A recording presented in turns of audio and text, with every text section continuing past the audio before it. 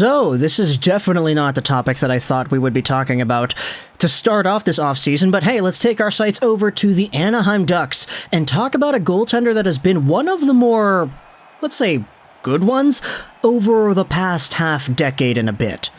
We're talking today about John Gibson, 28 years old, 6'2", 207, a left-handed catcher making $6.4 million till the end of 2027 with a modified no-trade clause. Now, the reason we're talking about Gibson is because this guy has been pretty good. And ever since making his debut with the Ducks back in 2013-14, where he posted up a 9.54 in 3 games played, he has been, more or less, one of the better young goaltenders in the entire gosh darn NHL. He had maxed out at a .926 save percentage season in 2017-18 in 60 games played, and has an NHL career save percentage in 378 games played of a .915. Definitely not bad. However, over the years you could say that John Gibson has been on the decline, posting up consistent .904, .903, and .904 save percentage seasons after dipping from his .926 back in 2017-2018. The Ducks haven't necessarily been too great of a team, and John Gibson is now 28, so there is somewhat of an incentivized thought process that says that John Gibson's quote-unquote prime is somewhat being wasted here with the Anaheim Ducks and their system.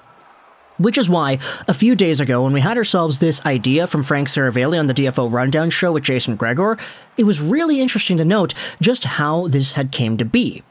This is what Frank Saravelli said on the show. The Ducks are frustrated with John Gibson, and they're frustrated with his body language. They think it doesn't help when you let in a goal and you give your teammates the death stare. Now, as a Vancouver guy, I'm kind of familiar with NHL players doing the death stare, especially to media, but towards your own players and your teammates, kind of a different story here. It's why the idea of a John Gibson, let's say, trade has started to slowly creep itself up into the conversation. But it wasn't until yesterday where Nick Alberga of Sportsnet ended up saying this on Twitter that really got the conversation rolling and chugging along tenfold. I'm hearing that Ducks goaltender John Gibson is open to being dealt, and the belief out of Anaheim is that he has informed the team that that is the case. This is what David Pagnotta of the Fourth Period responded to when it comes to this message. Nick has some good info here. The Anaheim Ducks took calls on Gibson ahead of the trade deadline, as we reported in March. Gibson being open to moving explains why. Trade talks are expected to continue leading into the NHL Draft next month. He also owns a 10-team no-trade list. Now, with that idea all out there in the open, it really brings up a new discussion as to what exactly the Anaheim Ducks are going to be thinking about when it comes to this John Gibson trade scenario. It's rare to see trade conversations go this way in the media where a player is available, he expresses that he is available to his team, and the team is taking calls on the guy only to have that player stay pat and actually not get traded. I think that based off of the media information we have seen over the past few days, it's a lot more likely than not that we do see a John Gibson trade. Question is, though, where to and for what? Which is why, when you take a look at John Gibson and the reputation he has, which is a very good NHL goaltender who has been playing on somewhat of a poorer Anaheim Ducks squad the past few years and before, it really opens up a bigger discussion as to where this guy could go. Now, I'm going to focus on Canadian teams over here because when it comes to the Oilers and the Leafs, these are two fan bases that I have seen so much of their discourse centering around this John Gibson player over here.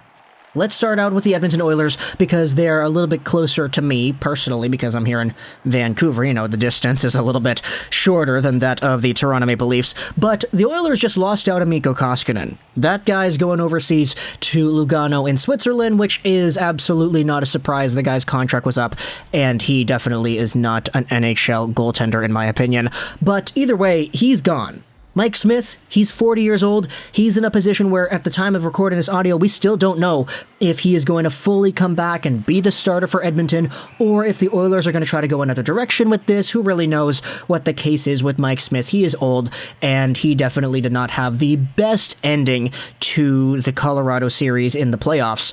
But when it comes to John Gibson and Edmonton, it's not surprising to me to hear that Oilers fans are clobbering over this idea of trading for John Gibson because, let's face it, if John Gibson goes to Edmonton, just hypothetically, he's already the best goaltender this team has had in a very long time, and it's gonna be tough to discredit that idea. We actually have made a video before talking about John Gibson and the Oilers. We also talked about Marc-Andre Fleury in that same video, and that was from a few months ago, so you could kind of tell that this has been a brewing discussion for a while now.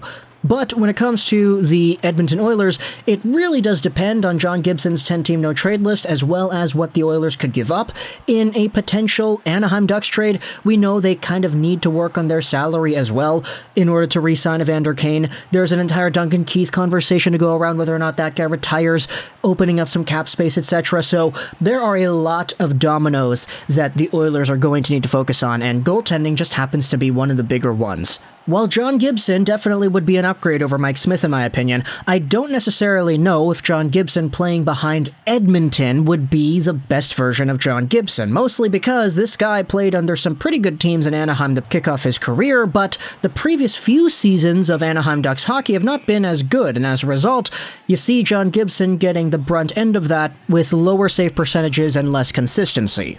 Now, I know a lot of Anaheim fans might go out there and say that the Ducks themselves as a team are not the only ones to blame here, because John Gibson has not been as good as he has been in the past either.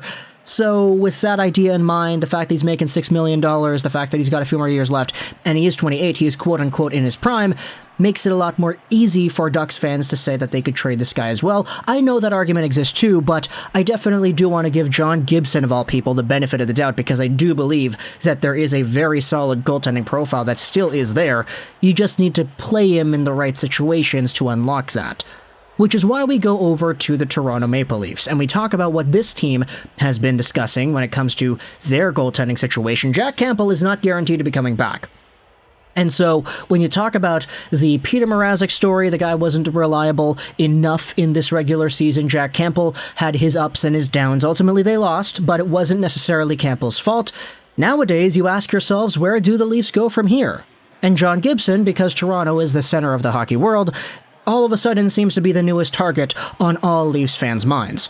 This is what Sam Turpak had to say. He is a Slovak and Czech scout for Dobber Prospects. He said that in the Eastern Conference, you're going to have to go through Vasilevsky and Shesterkin in the next half-decade or so. If you can't match that, you ain't getting anywhere. John Gibson is as close to that match as you can get.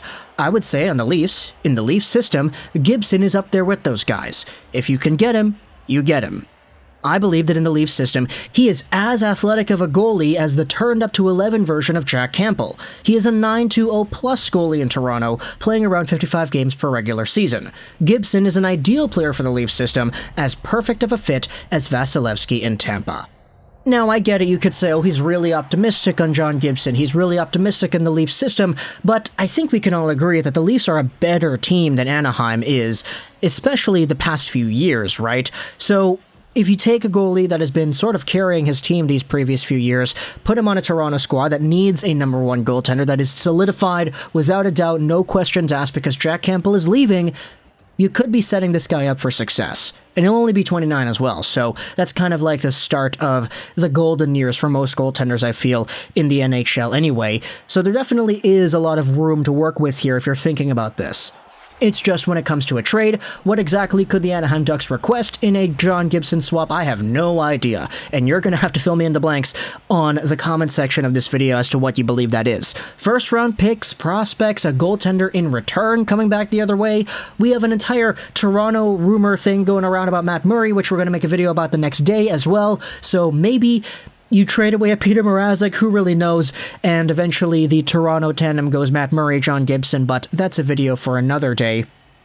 Either way, though, if you're an Oilers fan or a Toronto Maple Leafs fan, let me know in the comments all your thoughts about this idea of John Gibson being on the trade block, and if your team should go out there and make a trade for this player. If you believe the answer is yes, what would you give up in a John Gibson trade for a goaltender who's making $6 million a year? He's signed on until the end of 2027, and he's 28 years old right now. If you're an Anaheim Ducks fan, what would you want from both Toronto or Edmonton, assuming these two are teams that are going to go out there and try to make a trade for this guy? Also, if you feel like these two teams should not be discussed in this way because John Gibson has 10-team no-trade protection, and let's face it, Canadian teams are almost always on those no-trade lists, let me know your thoughts in the comment section below if that is also the case. I hope you enjoyed this video, Trolls 99, and bye.